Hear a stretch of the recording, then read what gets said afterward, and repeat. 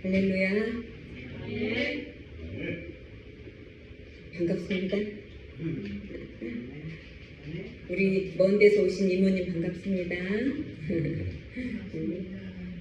반갑습니다. 너무 우리 교회 너무 귀한 교회예요.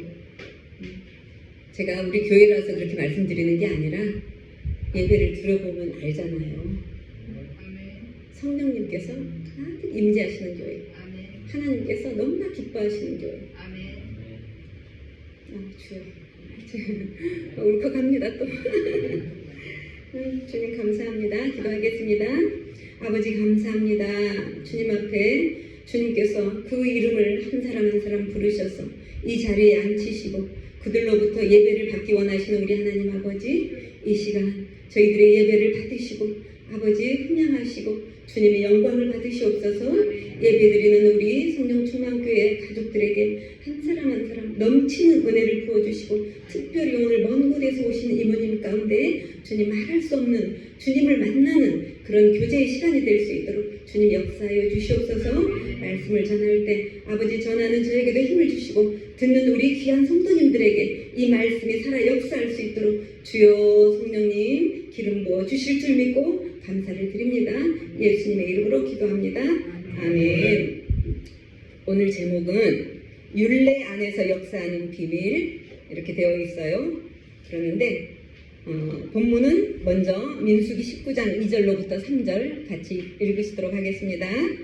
여호와께서 명령하시는 거래 율례를 이제 이루니 이스라엘 자손에게 일러서 온전하여 흠이 없고 아직 영이 나지 아니한 붉은 암송아지를 내게로 끌어오게 하고 너는 그것을 제사장 엘르아살에게 줄 것이요 그는 그것을 지금 밖으로 끌어내어서 자기 목전에서 작게 할 것이며. 아멘. 아멘. 제가 인사를 그동안 잘 지내셨습니까? 반갑습니다. 이렇게 인사를 드렸잖아요. 그런데 우리가 평상시에 잘 지냈냐고 하는 그 인사 가운데는 어떤 내용이 들어있느냐면요. 특별하게 힘들거나 어려운 일은 없으셨지요? 응? 그런 의미가 내포가 되어 있다는 거예요. 잘 지내셨어요? 특별한 일 없으셨죠? 힘든 일 없으셨죠? 이렇게 이제 인사를 한다는 거예요. 그런데 때때로 살다 보면 이런 일들이 있어요. 이런 일이 왜 나한테 생기지? 왜 저분에게는 저런 일이 생기지? 그런 일 없으셨어요 혹시? 그런 일들이 누구에게나 있다는 것이에요. 그런데 그 이해할 수 없는 그런 상황을 우리가 거부할 수가 있나요? 거부할 수 없잖아요. 그대로 그 삶을 살아야 되잖아요. 그런데 제가 잘 어디를 다녀왔잖아요. 우리 고모님이 소천을 하셨어요. 소천을 하셨는데 정말 이제는 직장도 다 내려놓고 사실만 하고 여유있게 여행도 좀 다니실만 한데 왜 하나님은 부르셨을까? 그분이 믿음이 없는 분도 아니시고 온전히 믿음 안에서 하나님만 의지하며 살아주셨던 분인데 왜 그렇게 빨리 데려가셨지? 이런 의아한 생각들이 저에게는 있었고 또 그것뿐만이 아니라 우리가 어떤 사람과의 관계 가운데도 이런 일 있잖아요. 잘 지냈는데 갑자기 이분하고 금이 가고 관계가 어그러지고 내가 생각할 수 없는 어떤 상황이 벌어지고 이럴 때 우리는 참 이해가 안 된다. 이렇게 표현하기도 하잖아요. 그런데 하나님께서 주시는 율법에도 우리가 이해할 수 없는 우리의 이성이나 우리의 어떤 분별력으로 이해할 수 없는 그런 율법들이 있다는 거예요. 그 율법을 히브리 말로 우리 좀 한번 배워야 되잖아요. 후카트라고 해요. 후카트라고 하는데 이제 우리가 구약을 공부하다 보니까 히브리 말도 한 번씩 써보는 게 좋잖아요. 그죠? 우리 말은 너무 잘 아니까. 그래서 우리 목사님들이 더 열심히 연구해서 가르치시는 것 같아요. 그리고 후카트라고도 하고 호크라고도 하는데 그런데 왜 이런 법이 생겼지? 뭐 때문에 이런 법을 만드셨을까? 이렇게 이제 구약 당시의 사람들도 궁금해했다는 거예요. 오늘 우리가 첫째 본문으로 읽으셨던 민수기 19장 2절에 보면은요, 붉은 암송아지가 바로 그 후카트에 해당한다는 거예요. 붉은 암송아지는 또 파라 아두마라고 이렇게 히브리어로 표현을 해요. 파라 아두마. 그런데 이 법은 왜 만들어졌느냐면요, 그때 이스라엘 당시 이스라엘 백성들이 광야 생활을 하고 있었잖아요. 광야 가운데서 죽은 사람들이 많이 있지 않겠습니까? 그리고 시체를 은연중에 만져야 되는 일들이 있잖아요. 내 가족들이 죽게 되면은 그 시체를 만져야 되고 이런 일들이 있잖아요. 그런데 그 시체를 만지거나 또는 그 사람이 어떤 그 죽음에 있는 상황 가운데 있었던 사람이 진영 가운데 이스라엘 민족 가운데 다시 들어오게 되려면은 깨끗해져야 되는 정결 예식이 필요했던 거예요.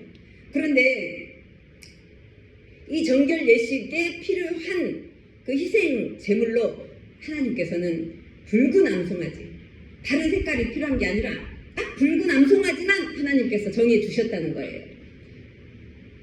왜 붉은 암송아지였을까? 아무도 모른다는 거예요.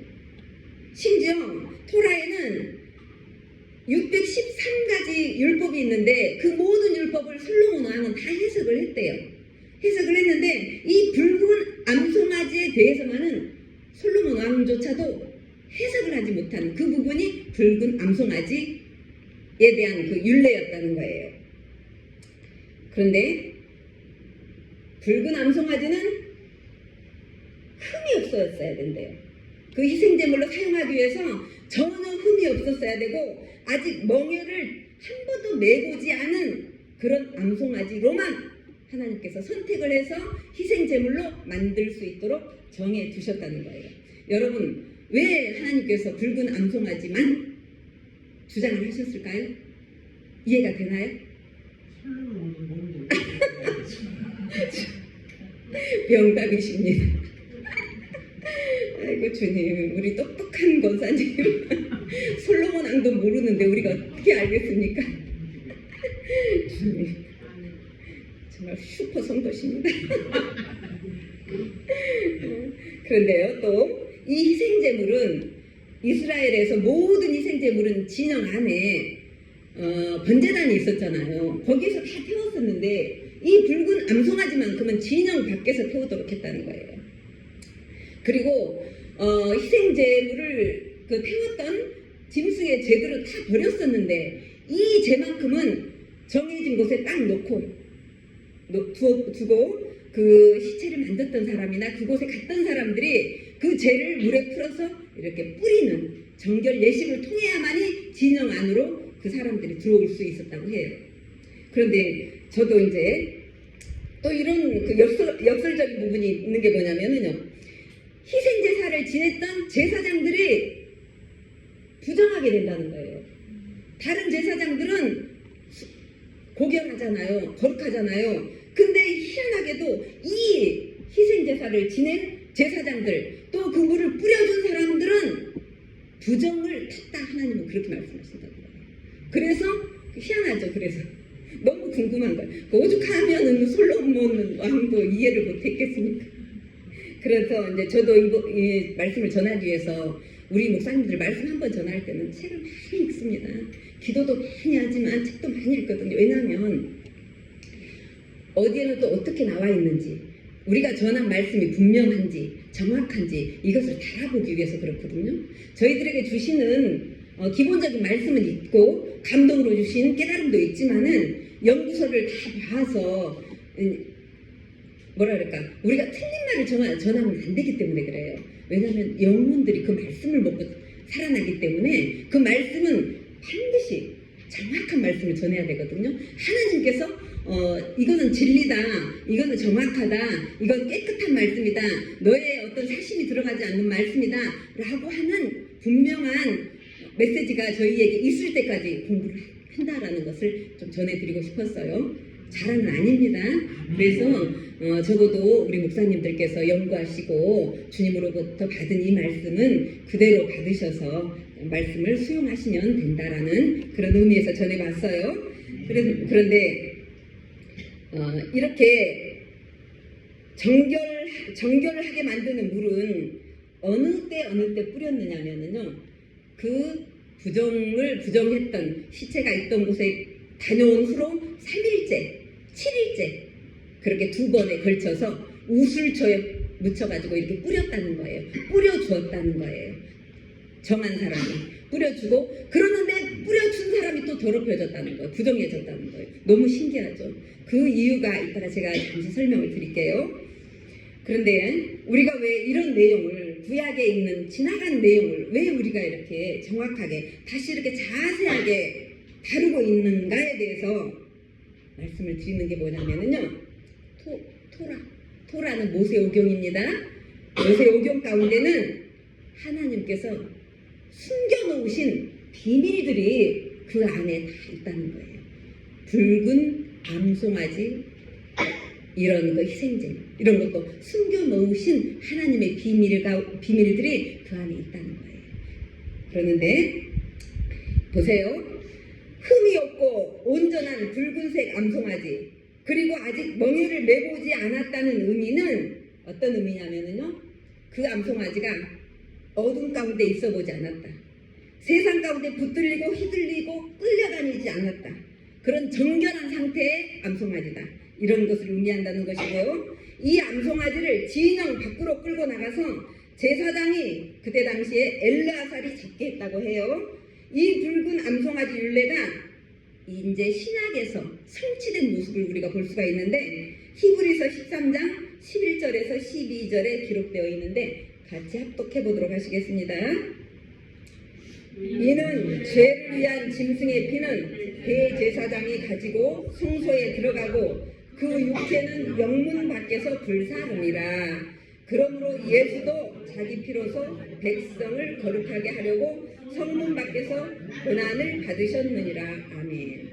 구약의 붉은 암송아지의 예표가 예수 그리스도였다는 것을 히브리서가 이렇게 정확하게 나타내주고 있다는 것이에요. 그래서 우리가 쉽게 구약은 앞으로 오실 예수님의 그림자이고, 신약은 실제로 우리에게 오신 예수님이시다, 이렇게 말씀을 하고 있거든요. 그게 이제 정확하게 맞는 게 뭐냐면은, 구약 안에서 이해할 수 없는 이런 난해한 말씀들은 예수님의 구속사로 다 해석해보면 안 풀려지는 게 없다는 거예요. 하나님은 구약 가운데 난해한 어떠한 율례들이나 율법들이나 계시들을 다 예수님과 연관시켜서 기록해 놓으셨다는 거예요. 그래서 구약을 예수님의 그림자라고 우리가 이렇게 나누고 있다는 것입니다. 또 19장 6절에 보면은 붉은 암송아지를 불사를 때 같이 넣어야 됐던 물건들이 있었어요. 백향목과 우슬초와 홍색 실이었어요. 아멘. 백향목은 무엇을 의미하느냐면요, 이 백향목이라는 나무가 썩지를 않는데요. 썩지를 않고, 그래서 영원성을 의미한다는 것이고, 또 예수님께서 십자가에 달리셨던 그 십자가를 백향목으로 표현하는 학자들도 있다는 것이에요. 또 우슬초는 6월절에 어린 양의 피를, 우리가 문설주의 발음으로 인해서 죽음이 패스되게 했잖아요. 6월절. 그때 사용됐던 것이 우슬초였잖아요. 그리고 홍색실, 같이 그러니까 붉은 암송아지가 태워질 때 같이 넣어야 했던 백향목과 우슬초와 홍색실이 있었는데, 이 홍색실이 의미하는 것은 무엇이 있느냐면요, 예수님께서 십자가에 달리셨을 때 자색 옷을 입으셨잖아요. 자색 옷.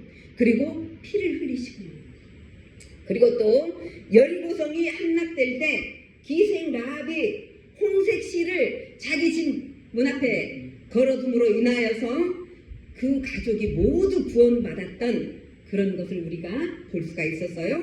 그러니까 이 모든 것들은 붉은 암송아지와 함께 예수님의 구원 사역을 이미 구약 가운데서 예표를 하고 있었다, 이렇게 우리가 알 수가 있다는 것이에요. 아까 말씀드렸던 붉은 암송아지를 태우니 희생제사에 참여한 제사장이나 그 정결의 물을 뿌려준 사람이 부정하게 된다는 의미를 저는 굉장히 알고 싶었어요. 그래서 책을 아무리 봐도 그것을 풀어서 기록해 놓은 부분이 없더라고요. 근데 그분들이 몰라서 안 풀어놓은 게 아니라 이제 저에게 직접 깨우침을 주시려고 그랬던 것 같아요. 오늘 아침에 이제 전철을 타고 오는데 어떤 마음이 주셨느냐면 계속 저는 그게 궁금했죠. 왜냐하면 우리 성도님들에게도 정확하게 좀 전해주고 싶었으니까. 근데 어떤 책을 봐도 그게 기록이 안 되어 있는 거예요. 그런데 하나님께서 어떤 마음을 주셨느냐면 예수님을 재판했던 빌라도, 그죠? 그러니까 붉은 암송아지를 불에 태웠던 제사장, 그게 이제 예를 들어서 신약에 와서는 예수님을 채찍질했던 사람들, 예수님을 죄가 있다고 재판했던 빌라도, 이 모든 사람들이 부정하게 되었다는 거예요. 의미가 이해가 되나요? 그리고 더 나아가서는 또한 우리 예수님도 우리의 죄를 담당하기 위해서 죄가 전혀 없으신 분이 자기가 그 죄를 담당을 하셨잖아요. 부정하게 되어버리셨잖아요. 그런 의미가 있었다라는 거. 그래서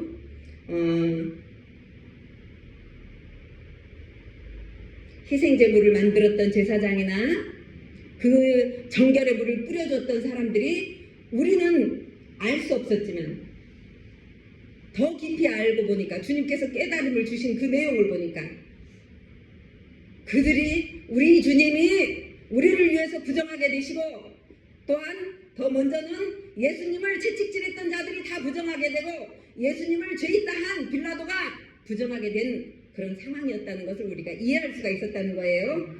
우리가 이제 세상을 살아가면서 알고도 짓고 모르고도 짓는 죄들이 있어요. 죄 없는 분? 주여. 그런데 죄의 결과물은 우리의 영혼을 오염시키잖아요.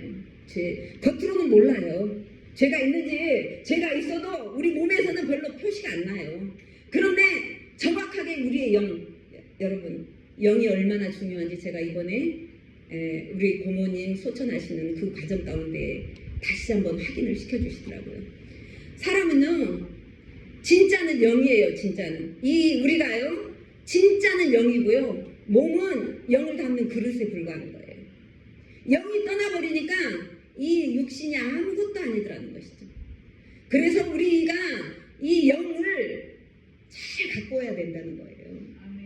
이 영을 잘 갖고서 주님 앞에 설 때 부끄러움이 없는 그 진짜 사람을 만들어 놓아야 된다는 거예요. 영이 떠나니까 그 몸이 얼마나 아무것도 아닌지. 그래서 정말 우리의 영을 잘 갖고 와야 되겠구나.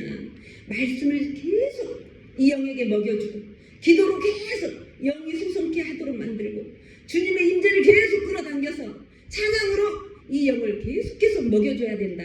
이것을 지금 말씀을 드리고 싶었어요. 영이 진짜입니다, 여러분. 할렐루야. 그런데 우리가 죄를 지으면 몸은 표시가 안 나요. 죄를 우리가 무슨 죄 지었다고 몸에 당장 표시가 나는 거 아니잖아요. 그런데 이 영은 오염이 되고 있다는 거예요. 우리의 진짜 사랑, 이 영에는 이미 오염이 되고 있다는 거예요.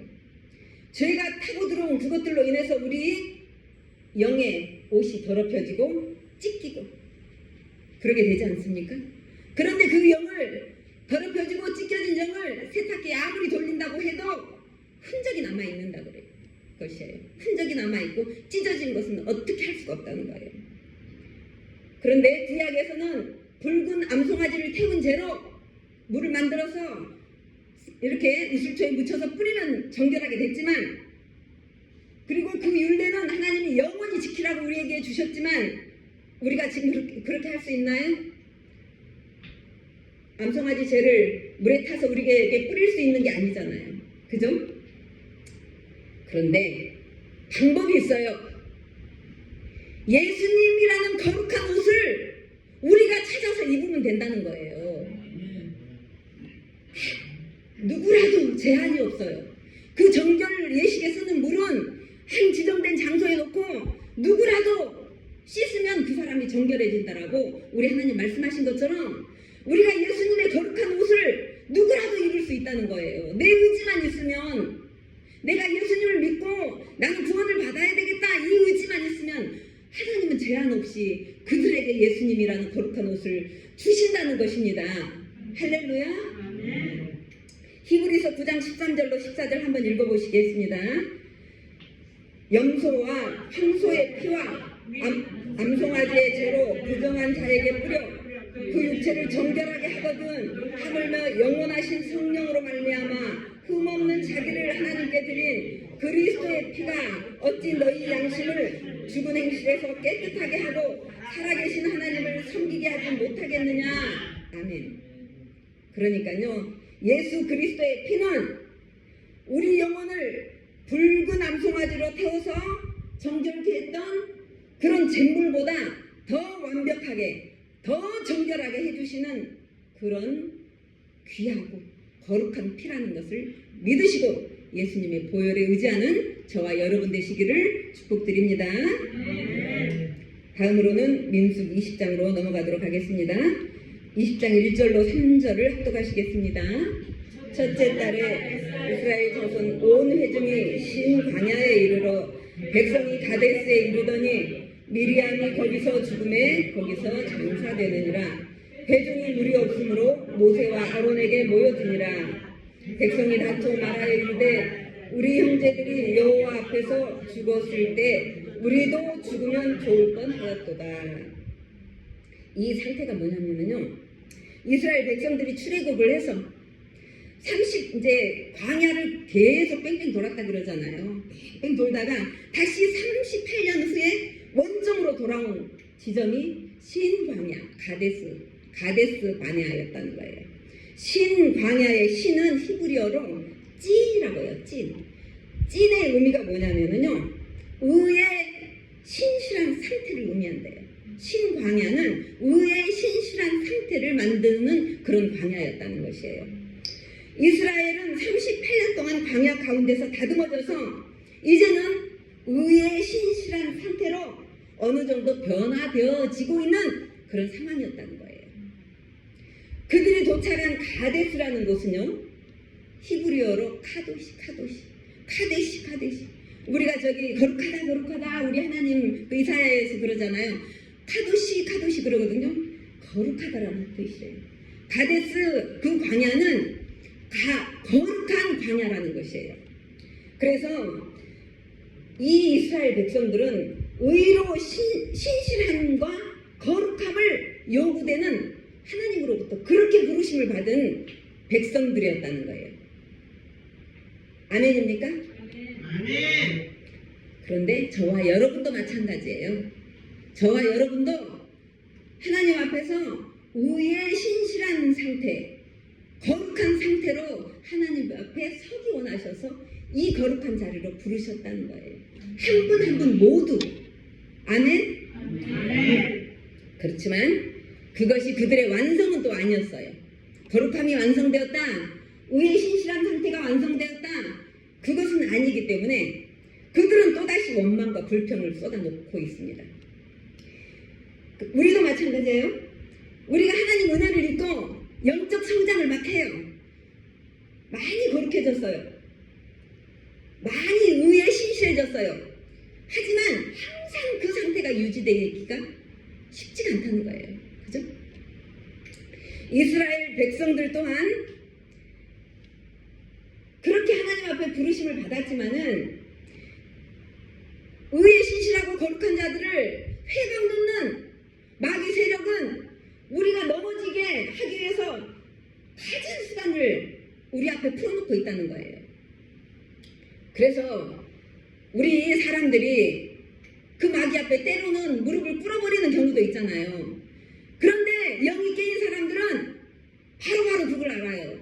하나님 잘못했습니다. 제가 죄를 지었네요. 용서해 주시옵소서. 회개에 기도를 올려드리면 다시 하나님은 우리 죄가 주홍같이 붉을지라도 양털같이 이게 만드신다는 그 말씀을 우리에게 부어주신다는 거예요.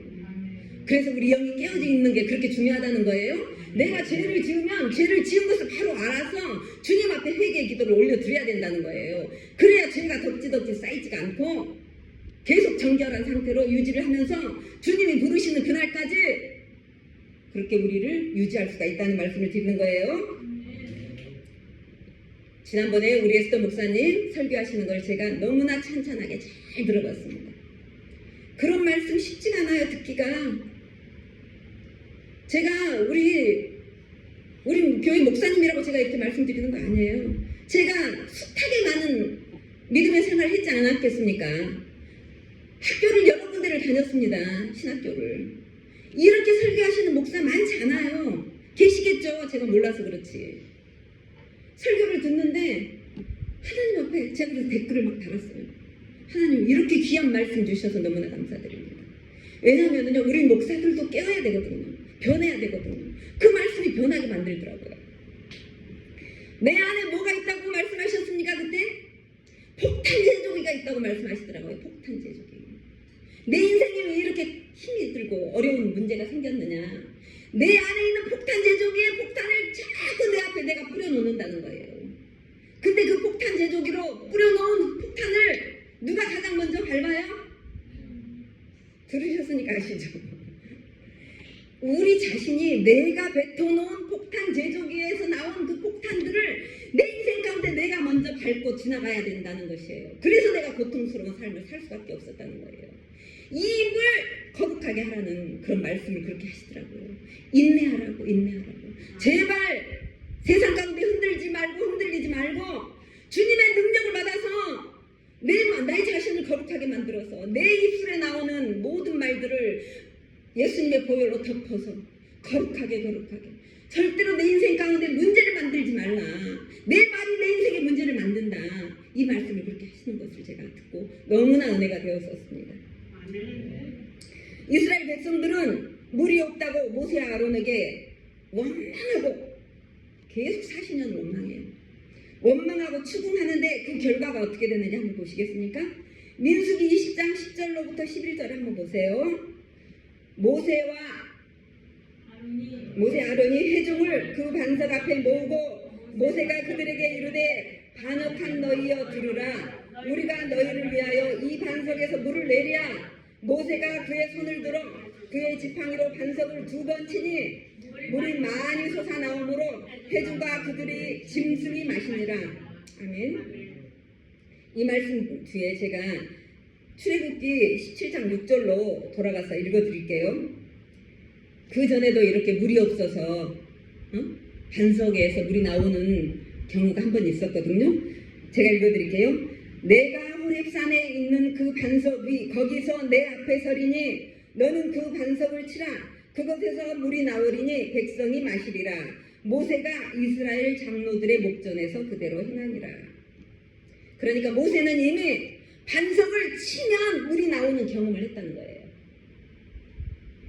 그러나 이번에 하나님께서는 모세에게 뭐라고 말씀하셨습니까? 반석을 치라고 말씀하셨습니까? 아니에요. 반석에게 명령하라고 하셨어요. 물이 나오라고 명령하라 그렇게 말씀하셨던 거예요. 그런데 모세는 하나님의 말씀보다 자신의 경험을 붙잡아 버렸다는 것이죠. 명령하라고 했는데 반석을 2번 쳐버렸다는 거예요. 그리고 모세가 어떤 상황까지 가느냐면요, 마치 반석에서 물을 낼 수 있는 존재가 자신인 것처럼 착각하고 있는 뉘앙스의 말을 하고 있더라는 거예요. 거기에 보면 나왔는데 제가 읽어드릴게요. 우리가 너희를 위하여 이 반석에서 물을 내랴. 모세가 하고 있다는 거예요. 그렇게 말을 하고 있다는 거예요. 그리고 뒤에 이어서 하는 행동이 반석을 향해서 명령하라고 하는 하나님의 음성을 무시하고 지팡이로 반석을 2번 내리쳤다는 거예요. 어떻게 보면 인간적으로 보면은 타당한 이유가 있어요. 이스라엘 백성들은 때마다 시마다 모세 앞에서 원망을 했어요. 이것도 없다 저것도 없다. 이렇게 힘들 바에는 우리 형제들이 죽을 때 차라리 우리도 죽었더라면 좋았을 걸. 이게 성경에 있는 말씀 제가 간추려서 말씀드리는 거예요. 왜 우리를 애굽에서 불러내서 이 나쁜 곳에 인도해냈냐. 이곳에는 없는 것이 투성이다. 파종할 땅도 없고 석류도 없고 포도도 없다. 이것도 없고 저것도 없고 도대체 우리가 어떻게 살으란 말이냐. 이랬다는 거예요. 모세 앞에서. 그것을 한두 해도 아니고 40년을 그랬다는 거예요. 그러니 모세가 모세 인내심에도 한계가 다다랐다라고 우리가 인간적으로 이해는 할 수 있어요. 그런데 이스라엘 백성들이 지금 어디를 가고 있어요? 하나님께서 약속하신 젖과 꿀이 흐르는 가나안을 향해서 지금 가고 있는 중이었어요. 그들 앞에 하나님의 놀라운 기적들이 한두 가지가 아니었었어요. 우리가 성경을 공부했기 때문에 잘 압니다. 그러면 지금 우리 믿음의 사람들은 어디를 향해서 가고 있습니까? 우리가 결국 갈 곳이 어디예요? 아멘. 하늘나라 천국입니다. 우리에게 약속된 곳은 적어도 잘 믿는 분에게는 그들에게는 가나안, 우리에게는 천국. 천국을 향하여서 우리는 한 걸음 한 걸음 나아가고 있다는 것이에요. 그런데 지금 여러분 안에 불평은 처리가 되어 계십니까?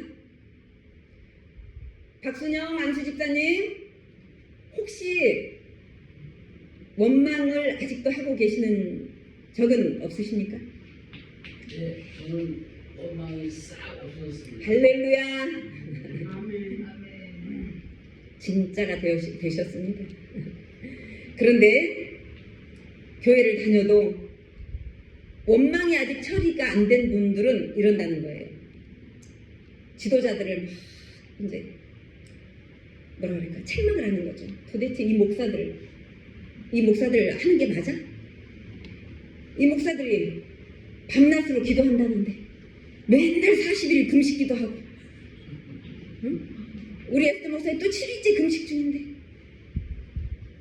왜 내 인생에나 내 삶에는 문제가 해결되지 않지?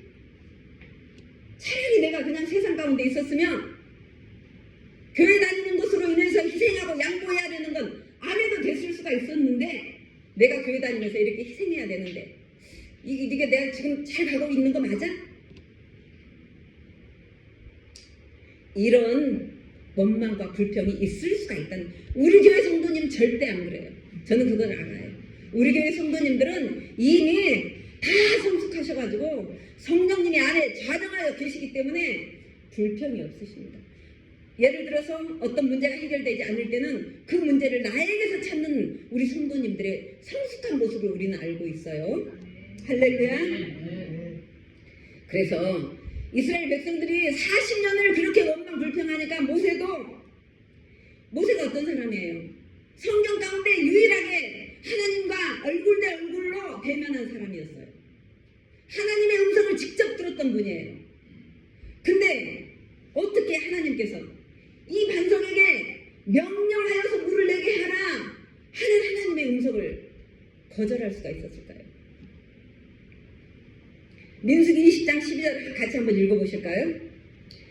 여호와께서 모세와 아론에게 이르시되 너희가 나를 믿지 아니하고 이스라엘 자손의 목전에서 내 거룩함을 나타내지 아니한 거로 너희는 이 해중을 내가 그들에게 준 땅으로 인도하여 드리지 못하리라 하시니라. 너무나 무서운 결과가 이들 앞에 초래되어 있습니다.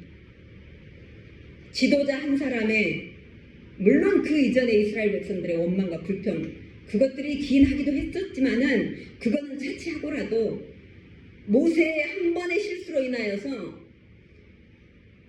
이스라엘 민족들이 가나안 땅에 들어가지 못한다라는 하나님의 무서운 징계를 받게 되었다는 것이에요. 여기에서 우리가 지금 읽은 그 말씀 중에서의 중요한 부분이 뭐냐면요, 모세의 행동이 하나님을 믿지 못했기 때문에 그랬다라는, 그렇게 말씀을 하신다는 거예요. 네가 이스라엘 백성들이 불평해서 그렇게 했다, 그렇게 말씀하시는 것이 아니라 이유는 그것이었을지언정 하나님께서 모세에게 내린 말씀은 네가 나를 못 믿었구나, 너 나를 아직도 못 믿니? 이렇게 말씀하셨다는 거예요. 네가 믿지 못하여서 너뿐만이 아니라 이스라엘 백성들은 가나안에 들어갈 수가 없어. 저 약속된 젖과 꿀이 흐르는 땅으로 너희들은 들어갈 수가 없어. 물이 나오라고 명령만 했으면 됐던 것인데 하나님 명령을 뒤로 하고 모세는 이미 저기 출애굽에 있었던 자신의 옛 경험을 붙잡아 버렸다는 것이에요. 그때는 반석을 치니까 물이 나왔잖아요. 이번에도 반석을 치면 물이 나올 거다라고 생각을 했다는 거예요.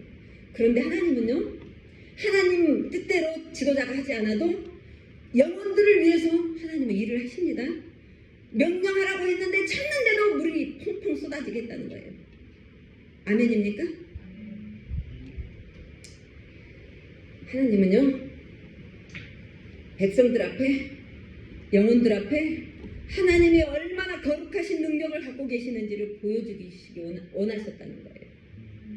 하나님이 얼마나 거룩하시고 하나님이 원하시는 것은 얼마든지 하실 수 있는 능력을 갖고 계시는 분이라는 것을 우리 성도님들에게 보여주시고 싶었다는 거예요.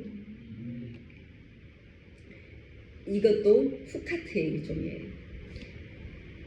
반석에게 물을 나오라고 명령한다는 것은 이해가 됩니까? 바위에게 물이 나올지어다 물이 나올 것 같습니까? 믿음이 필요했던 거예요. 믿음, 그죠? 내 의지, 나의 어떤 분별력, 나의 지혜, 지식이 아니라 하나님께서 말씀하시는 그것을 그대로 100% 믿는 믿음을 하나님께서 요구하셨다는 거예요. 이해할 수 없지만 지켜야 되는 것을 율례, 후카트라고 두 가지를 지금 배웠어요.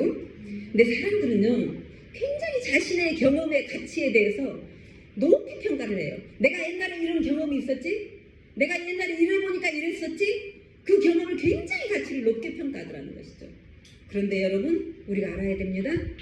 나의 경험이 하나님의 신령한 능력이 들어오는 그 길을 막아버릴 수도 있다는 것을 알으셔야 된다는 거예요. 하나님이 직접 일하고 싶어 하시는데 나는 내 경험을 가지고 하나님이 일하시는 그 길을 막아버리는 그런 경우가 허다하게 있다는 것이에요. 경험을 내려놓으셔야 됩니다. 순간순간 하나님께서 나에게 주시는 말씀, 성경으로 주시는 말씀, 기도할 때 들려주시는 감동, 찬양할 때 들려주시는 감동, 이것을 붙잡고 가셔야 된다는 것이에요. 그래야 여러분이 저가 실수가 없다는 말씀을 이렇게 드리는 거예요. 그리고 또 지도자의 위험성에 대해서 제가 잠깐 나누고 갈게요. 지난번에 제가 공동역에서 이제 우리 교회로 올라오면은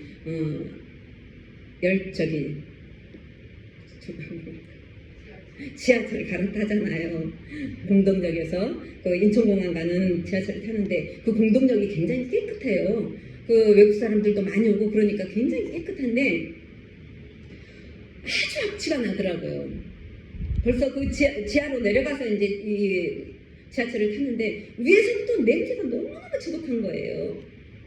그래서 도대체 이 냄새가 어디서 날까? 근데 공동역 화장실은요, 향기가 나요. 화장실은 나는 냄새가 아니에요. 지하철을 타고 딱 내려와 보니까 의자 옆에 누군가가 쏟아놓은 액젓 같은 게 이제 쏟아져 있더라고요. 그런데 그 조그만 이만큼밖에 안 쏟아져 있어요. 그 조그맣게 쏟아져 있는 그 액체가 그렇게 지독한 냄새를 온 건물 안에 진동을 시켜버리더라는 것이죠. 거기에서 제가 느낀 게 뭐냐면요, 이 조그만 악취가, 조그만 그 근원이, 작은 것이 온 환경을 다 더럽히고 있구나. 응? 악한 자가, 우리가 무시하고 지나는 어떤 악의 세력이 그게 아무리 작은 것일지라도 우리 영혼들을 완전히 잠식시켜버릴 수가 있겠구나. 그렇다면 안수 집사님 같은 거룩한 한 분이, 빛의 사람 한 분이 얼마나 많은 사람들에게 영향력을 미칠 수가 있겠는가, 거기에 대해서도 생각하게 되더라고요. 그래서 우리 각자는 다 빛의 사람으로 다 세워져서 하나님의 나라를 든든하게 세워가야 되는 줄 믿습니다. 그래서 그 생각을 하고 있는데, 할렐루야. 그런데 어떤 곱상하게 생긴 자매님이 저한테 오더니, 어머, 이 냄새가 여기서 나는 냄새였네요, 이러는 거예요. 그러면서 이제 같이 전철을 하는데 내가 은연중에 이러고 이랬던 것 같아요. 근데 이분이 딱 그 소리를 듣더니, 교회 다니세요? 이래요. 예, 교회 다닙니다. 예수님 믿습니다. 그랬더니 자기도 교회를 다니는데 이제 계속 얘기를 하더라고요. 얘기를 하는데 참 고와요. 교회 다니시는 분들 참 곱습니다.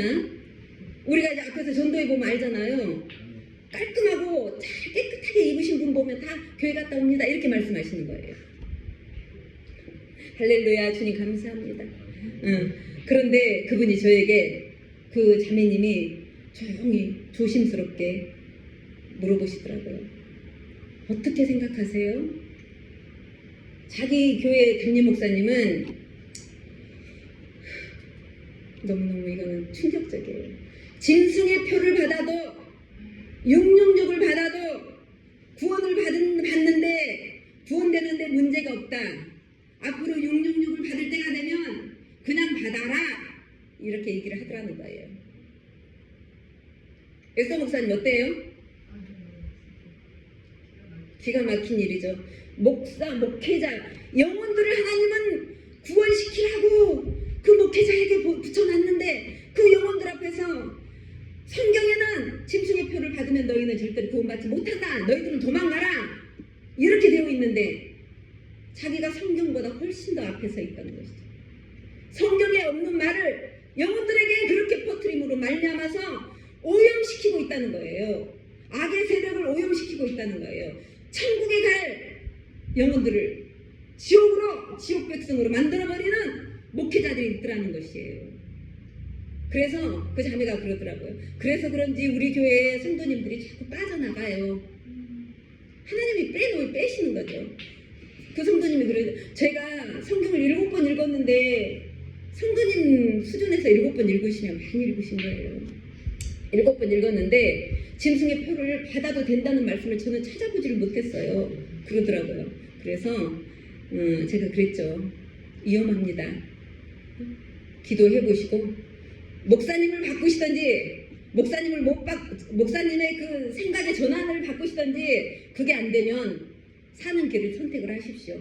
그렇게 이제 말씀을 드리고 왔는데 지도자 한 사람이 얼마나 중요한지를 그 사례도 그렇고 우리 모세님의 그 반석을 명령하면 물이 펄펄 나오게 하나님 만들어 주셨을 텐데